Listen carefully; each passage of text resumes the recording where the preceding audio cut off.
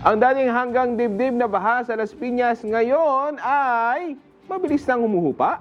Yan ang napansin ng mga residente dahil sa mobile pump na umiikot at iniipon ang tubig baha sa lugar.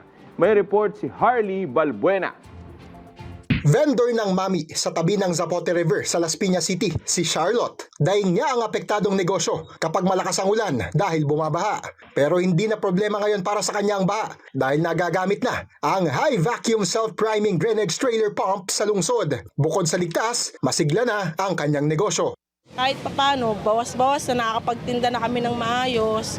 Nung kasi pag bumaba siya, sarado kami, wala kaming hanap buhay. Ininspeksyon mismo ni President Ferdinand R. Marcos Jr. ang mobile pump sa Alido Bridge sa Barangay Zapote. Mayroon itong water pumping capacity na 0.8 cubic meters per second. Ito, yung mobile pump. Nag-iikot ito sa Las Piñas City para ipunin ang tubig baha. At pagkatapos, ay idediretso nito ang tubig dito sa Zapote River. Nagpapatuloy din ang dredging sa nasabing ilog. Dahil dito, ang dating hanggang dibdib na baha ay umaabot na lang ng gutter deep at kagad ding humuhupa. So effective naman ang ating ginagawa, ngunit alam naman natin kulang pa rin yan.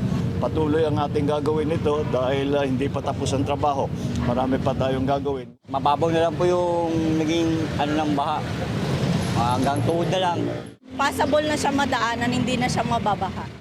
Inatasan naman ng Pangulo si DPWH Secretary Vince Dizon na muling pag-aralan ng flood control plans lalo na sa Metro Manila. Ipinareresolba rin lalo na sa mga lokal na opisyal at mga barangay ang nananatiling problema sa basura.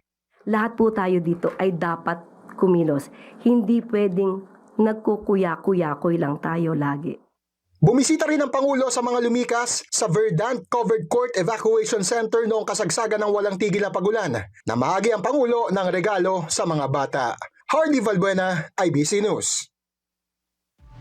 Hey,